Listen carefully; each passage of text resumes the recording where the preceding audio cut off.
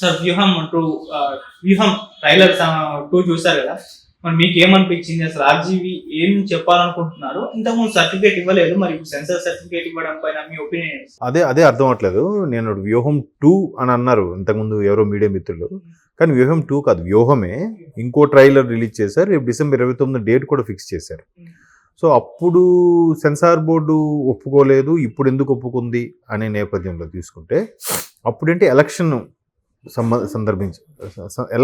సందర్భం ఉంది కాబట్టి దానికి సంబంధించి పార్టీలకు సంబంధించి కానీ ఇక క్లియర్గా అక్కడ మనుషుల్ని అయితే మార్చారు, కానీ ఆ దివంగత నేతలను వాళ్ళందరూ ఫోటోలను యాజ్ ఇట్ ఈజ్గా వాడేశారు కదా. సో ఒక పర్టికులర్ నేత, ఒక పర్టికులర్ ముఖ్యమంత్రికి సంబంధించిన బయోగ్రఫీ లాగే ఉంది ఆల్మోస్ట్ ఆల్ కదా. సో ఎలక్షన్స్ కమిషన్ ఏంటంటే సర్వేలు కూడా డిక్లేర్ చేయొద్దని చెప్తాయి బయటికి. ఎందుకంటే ఆ ఎలక్షన్ కోడ్ అమల్లో ఉన్నప్పుడు సర్వేలు చెప్పడం వల్ల పోటీ చేసే అభ్యర్థులకు కానీ లేదా మేమాంసలో డౌట్గా ఉండే అభ్యర్థులు కానీ ఓడిపోతారేమో, వాళ్ళ యొక్క మనోభావాలు దెబ్బతిని లేదా ధైర్యాన్ని సడలిపోయేలా ఉంటాయని చెప్పి ఆ నిర్ణయం తీసుకోవడం జరిగింది. సో అందుకని ఎక్కడ బయటికి రిలీజ్ చేయు, బట్ ఎవరు పర్సనల్గా వాళ్ళు సర్వేలు చేసుకుంటుంటారు, వాళ్ళు పర్సనల్గా తెప్పించుకుంటుంటారు.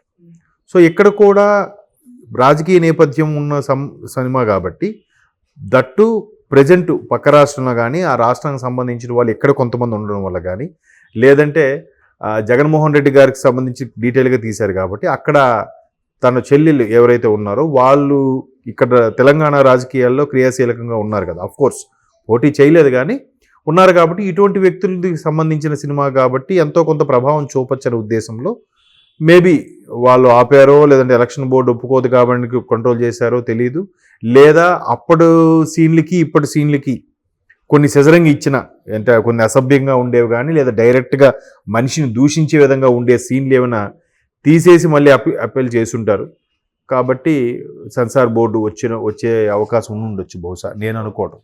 బట్ నటికుమార్ గారు దీన్ని అయితే ఎలాగ రిలీజ్ కానివ్వను అన్నట్టుగా అన్నారు ఆ మధ్యకాలంలో. మళ్ళీ ఇప్పుడు ఏమైందో చూడాలి. ఇంకా ట్రైలర్ ఇవాళ రిలీజ్ చేశారు కాబట్టి already censor certificate, U certificate వచ్చింది కాబట్టి మరి ఇండస్ట్రీ వర్గాల్లో నటికుమార్ గారు కానీ ప్రముఖులు ఎలా రెస్పాండ్ అవుతారో తెలియదు. బట్ సినిమా అయితే క్లియర్ కట్గా జగన్మోహన్ రెడ్డి గారికి ఫేవర్గా ఉన్నట్టు ఉంది. తర్వాత అందులో అంటే చెప్పకనే చెప్పొచ్చు చంద్రబాబు గారి గురించి కానీ, లేదా చిరంజీవి గారి అంశం కూడా ఉంది, పవన్ కళ్యాణ్ గారి అంశం కూడా ఉంది. డైరెక్ట్గా పవన్ కళ్యాణ్ గారిని ఏదైతే ప్యాకేజ్ స్టార్ అని కానీ, లేదంటే పావుల స్టారు, దత్తపుత్రుడు, అమ్ముడు పోయాడు లాంటి టాపిక్స్ ఎలాగైతే బయట ట్రోల్ చేస్తున్నారో వీళ్ళు, సో అదే యాజ్ ఇట్ ఈజ్గా అక్కడ చూపించినట్టు కూడా కనిపిస్తోంది. ఎక్కువగా ట్రైలర్లో భారతీ గారి క్యారెక్టర్ ఎవరైతే వేశారో ఆవిడ కూడా అవాక్ అవుతున్నట్టుగా చూపించారు. ఒక దగ్గర మాత్రం తల్లిని చెల్లిని చూపించారు కానీ ఎక్కువగా జగన్మోహన్ రెడ్డి గారి పాత్ర లేదంటే భారతి గారి పాత్రని చూపించినట్టుంది. బట్ ఇంకా మేబీ అంత అసభ్యంగా లేకపోయి ఉండొచ్చు, ఎవరు నొచ్చుకోకుండా ఉండేలా ఉందేమో, అందుకే సెన్సార్ బోర్డు సర్టిఫికేట్ ఇచ్చింది. ఇది December 29 డేట్ కూడా ఇచ్చారు. నేను ఇంతకుముందే చూశాను ట్రైలరు. బట్ అప్పటికిప్పటికి తేడా ఏంటంటే అప్పుడు అందులో కొన్ని ముందు వ్యూహం ట్రైలర్ చూస్తే క్లియర్గా అరెస్ట్కి సంబంధించిన, చంద్రబాబు గారు అరెస్ట్ సంబంధించిన కొన్ని విషయాలు ఉన్నాయి. తర్వాత ఎంతసేపు సంక్షేమం అయితే అభివృద్ధి మాట ఏంటి అనే టాపిక్ కూడా ఉంది. అంటే వాళ్ళకే అర్థమవుతుందా సంక్షేమము అభివృద్ధి అనే టాపిక్? అంటే కంప్లీట్గా సంక్షేమం పథకాల మీద పెట్టేశారు కాబట్టి అభివృద్ధి చేయలేదని ఒప్పుకునే ఈసారి అవకాశం ఇస్తే అభివృద్ధి మీద పెడతామనే సంకేతాలు ఇవ్వడానికి ఈ సినిమా తీసినట్టుగా అనిపిస్తుంది, అంటే నమ్మించడానికి. బట్ అది నమ్ముతారో లేదో ఇంకా జనాలకే తెలియాలి. అంటే ఆల్మోస్ట్ ఆల్ మ్యాక్సిమం అందరూ వ్యతిరేకత ఉందండి. మొన్న రీసెంట్గా కూడా దసరాకు ఊరు వెళ్ళినప్పుడు కానీ, లేదంటే తర్వాత అంతకుముందు ఎలక్షన్స్ కోడ్ అమలు ముందు కూడా నేను వెళ్ళొచ్చాను ఆంధ్ర. అక్కడ కూడా సైలెంట్గా ఉంది వ్యతిరేకత. అబ్బా ఏంటబ్బా ఎంతసేపు ఇది, చాలా ప్రాబ్లం ఉంది.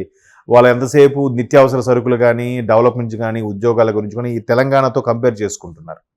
సో ఇవన్నీ బేస్ చేసి చూసుకుంటే అక్కడ ఏమి ప్రాబ్లంగా ఉంది కదా, అక్కడ ఏమీ లేదు, చాలా ఇబ్బందులుగా కూడా ఉన్నాయి.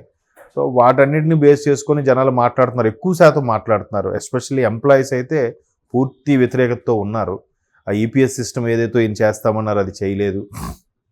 తర్వాత క్యాపిటల్స్ గురించి కూడా మూడు రాజధానులు ఏదైతే అన్నారో ఆ 3 రాజధానులు పోనీ ఏమైనా చేశారంటే చేయలేదు. పోనీ వైజాగ్ షిఫ్ట్ అవుతామంటే అవ్వలేదు. ఇప్పుడు ఇక్కడైతే దీంట్లో కూడా ఉండొచ్చు కదా, లేదా గెస్ట్ హౌస్లో కూడా ఉండొచ్చు కదా, అప్పటికప్పుడు 6 నెలల్లో కట్టేసి కూడా ఉండొచ్చు కదా. సో అమరావతి క్యాపిటల్గా ఇష్టం లేనప్పుడు వైజాగ్ ఇమీడియట్గా షిఫ్ట్ అయిపోవాల్సింది. బట్ ఎంతవరకు షిఫ్ట్ అవ్వలేదు. దసరా తర్వాత అన్నారు. ఈ 20 దసరా తర్వాత, 21 దసరా తర్వాత, 22 దసరా తర్వాత, 23 దసరా తర్వాత అన్నారు. ఇప్పుడు 23 అయిపోయింది. డిసెంబర్ కూడా అన్నారు మళ్ళీ. ఇప్పుడు డిసెంబర్ కూడా ఆఫ్ ది మంత్ అయిపోయింది. ఇంకెప్పుడు షిఫ్ట్ అవుతారు? అవ్వరు. అది ఊరికే డైవర్ట్ చేయడానికి, బూచి చూపించడానికి. సో ఆయన మంచి సినిమా బాగానే తీసినట్టున్నారు. అది కూడా పెడితే బాగుండు. చూద్దాం మరి. ఆయన జనరల్గా రామ్ గోపాల్ వర్మ గారు అంటే ఆయన ఏ దేవుణ్ణి మొక్కరు, ఏ మనిషికి అంత ప్రాధాన్యత ఇవ్వరు, అంత ఎవరిని అంతగా పట్టించుకోరు, అంత న్యూట్రల్గా ఉంటారు. దేన్ని పరిస్థితుల మీద ఎప్పుడే రియాక్ట్ అవుతారు, కానీ ఇలా పర్టికులర్గా రాజకీయాల మీద రియాక్ట్ అవ్వలేదు. గడిచిన 3 ఏళ్ళ నుంచి అలాగ రియాక్ట్ అవుతున్నారు. ఎప్పుడైతే టికెట్లకు సంబంధించి ఆయన అమరావతి వెళ్ళి అక్కడ మంత్రి గారిని కలిశారో అప్పటి నుంచి డైరెక్ట్గా వేరే పార్టీ మీద అటాక్ అవ్వడము, మాట్లాడడము, ఆ తర్వాత కొంతమందిని శ్రీరెడ్డి గారు లాంటి వాళ్ళని కలిసి చేయించారని చెప్పి అప్పట్లో ఒప్పుకున్నారు కూడా, మీడియా సమక్షంలో కూడా మాట్లాడారు కదా. అట్లా చేయించడం అవుతుంది. మరి ఎందుకు ఆయన అలాగా ఒక వెర్షన్ తీసుకుంటున్నారో తెలియదు. జనరల్గా ఆయన ఎవరి వెర్షన్ వైపు వెళ్ళరు. ఇప్పుడు పర్టికులర్గా వైసీపీకి ఫేవర్గా ఉన్నట్టుగానే అనిపిస్తుంది ఆ సినిమా క్లియర్గా. ఇంతకుముందు కూడా లక్ష్మీస్ ఎన్టీఆర్ అనే సినిమా ఒకటి తీశారు, ఇప్పుడు వ్యూహం అని తీస్తున్నారు. సో అది మరి సెన్సార్లో ఎలా ఇచ్చారో అది తెలియదు. మేబీ అసభ్యంగా లేకపోయి ఉండొచ్చు సన్నివేశాలు, అందుకే క్లియర్ ఇచ్చారు. బట్ ఇప్పుడు నటికుమార్ గారు లాంటి వాళ్ళు, లేదంటే ప్రొడ్యూసర్ కౌన్సిల్ వీళ్ళు ఏం చేస్తారనేది చూడాలి మరి. అంతకుముందు లోకేష్ గారు కూడా ఇన్వాల్వ్ అయ్యి కోర్టులో కేసు పెట్టడం చూసాం. మరి ఇప్పుడు కూడా ఆయన ఇన్వాల్వ్మెంట్ తీసుకుని సినిమా ఆపే ప్రయత్నం ఏమైనా చేస్తారు సార్? మరి అది ఆపే ప్రయత్నం అంటే ఇప్పుడు రిలీజ్ డేట్ ఇచ్చేశారు. మరి అక్కడ ఎలా ఉంటుందో అనేది తెలియదు. అక్కడ మరి జనాలు వెళ్తారా వెళ్ళరా, లేదంటే వీళ్ళే మనుషులు పెట్టి పంపిస్తారా, లేదంటే ఈ సినిమా రిలీజ్ అయిన తర్వాత అక్కడ స్థానికంగా ఉండే వీళ్ళ కార్యకర్తలు వాళ్ళ కార్యకర్తలు ఏమైనా గొడవ పడతారా ఏంటి అనేది మరి అక్కడ లా అండ్ ఆర్డర్ చూసుకునే వాళ్ళు చూడాలి. లేదంటే ఈయన కేసు పెట్టడం వల్ల దాన్ని స్టే తెచ్చుకుంటే ఓకే, స్టే లేదనుకోండి రిలీజ్ అయితే ఏంటి పరిస్థితులు అనే దాని మీద మళ్ళీ హైకోర్టుకి వెళ్ళి మాట్లాడితే మధ్యంతరం తెచ్చుకుంటే ఆపచ్చు. బట్ ఒకవేళ హైకోర్టు తీర్పు ఇచ్చినా వీళ్ళు ఆపరు. ఎందుకంటే కోర్టు వచ్చి డైరెక్ట్గా అమలు చేయదు కదా, పోలీసులే కదా అమలు చేయాలి. పోలీసులు ఎలాగో గవర్నమెంట్కి ఫేవర్గా ఉంటారు ఆబ్వియస్లీ. అప్పుడు మరి ఇంకేం అమలు అయినట్టు? తీర్పు కూడా ధిక్కారించినట్టే కదా. చాలా సందర్భాలకు కోర్టు ముట్టికాయలు వేసింది. దేన్నైనా పట్టించుకున్నారా, దేన్నైనా ఫాలో అయ్యారా? అవ్వలేదుగా. సో కోర్టుకి వెళ్ళి స్టే తెచ్చుకున్నా కూడా అంత ప్రయోజనం ఉండకపోవచ్చు అని నేను అనుకుంటున్నాను. సార్ అంతకుముందు లక్ష్మీ ఎన్టీఆర్ సినిమా తీసినప్పుడు అది ఏపీలో రిలీజ్ అవ్వలేదు, కేవలం తెలంగాణలో మాత్రమే రిలీజ్ అయ్యింది. ఎందుకంటే చంద్రబాబు గారు అధికారంలో ఉన్నారు. సో ఇప్పుడు ఇక్కడ చంద్రబాబు గారి శిష్యులు రేవంత్ రెడ్డి గారు అధికారంలో ఉన్నారు కాబట్టి ఇది వ్యూహం సినిమా ఏదైతే ఉందో మరి తెలంగాణలో రిలీజ్ అవుతుందా? మరి అది రిలీజ్ చేసుకోవాలనే కదా రామ్ గోపాల్ వర్మ గారు శుభాకాంక్షలు చెప్పారు. ఇంకా ముఖ్యమంత్రిగా ప్రకటించక ముందే the lion Revanth Reddy, the Congress present ముఖ్యమంత్రి అన్నట్టుగా ఏదో ట్వీట్ చేసి శుభాకాంక్షలు ఆయన కలిసి ఫోటో పెట్టినట్టు కూడా పెట్టారు కదా. మరి ఇవన్నీ ఆ బిస్కెట్లో బాగాలే ఇవన్నీ. సో రిలీజ్ చేసుకోవాలి, లేకపోతే రిలీజ్ అయినా కూడా ఈయనకేం ఇబ్బంది లేకుండా ఉండడం కోసం అట్లా గేమ్ ప్లాన్ చేస్తున్నట్టుగా అనిపిస్తుంది నాకు. సో ఎంట్రీ సార్ ఈ ట్రైలర్ చూసుకుంటే అసలు జగన్మోహన్ రెడ్డి గారిని హీరోయిక్ గా చూపించడం, చంద్రబాబు నాయుడు గారిని పవన్ కళ్యాణ్ గారిని డిగ్రేడ్ గా చూపించడం, అంటే వాళ్ళని విలన్లుగా చూపించడం. అవును. సో ఇది అంటే చాలా రియాలిటీకి దూరంగా ఉన్నట్టు అనిపిస్తుంది. అంటే మనం ఆయన తనకు అనుగుణంగా మార్చుకొని తీస్తున్నారు వేలో అయితే కనిపిస్తుంది. మరి ఏంటి సార్ దీనిపైన? మరి అదే క్లియర్ కదండి. ఇప్పుడు చిరంజీవి గారిని కూడా ఇన్వాల్వ్ చేసి చిరంజీవి గారు పాత్రను పెట్టి, తమ్ముడు నువ్వు నడిపించొద్దు, నువ్వు కావాలంటే పక్కన వెంటనే మేబీ అయినా అల్లు అరవింద్ అనుకుంటున్నాను నేను, నువ్వు వేగం చూస్తుంటే ఇంకో పార్టీ పెట్టేలాగా ఉన్నారని అనడం. సో మరి ఇంకో పార్టీ పెట్టేలాగా ఉంటే ఆలోచన ఉంటే మరి చంద్రబాబు గారిని కలిసి ఆయనే నా కోసం రాష్ట్రం అంతా తిరగాలి అన్నట్టుగా చెప్పడం, ఇవన్నీ క్రియేటివిటీ సర్లే దానికేముంది. ఎట్లా అయిపోయిందంటే ఆఖరికి స్వాతంత్ర సమరంలో పోరాడిన వాళ్ళందరూ కూడా అసలైన పేర్లు వదిలేసి మెయిన్ గాంధీ నెహ్రూ పేర్లు చెప్తారు కదా, అందరి పేర్లు చెప్పకుండా.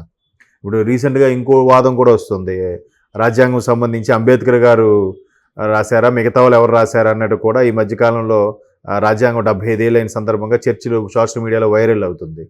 సో అలాగా అసలు విషయాలన్నీ దాచేస్తే ఇలా చూపించడం వల్ల నెక్స్ట్ జనరేషన్కి ఇదే కరెక్ట్ ఏమో అనుకుంటారు కదా. అసలు విషయాలు బయటికి రావాలి కదా. వస్తే అప్పుడు తెలుస్తుంది. ఈయన వెర్షన్ ఈయన చూపించుకు వెళ్ళిపోతున్నాడు. అంటే ఇదేదో తాడేపల్లి స్క్రిప్ట్ లాగే ఉంది, ఆర్జీవి గారి స్క్రిప్ట్ లాగా లేదు అది.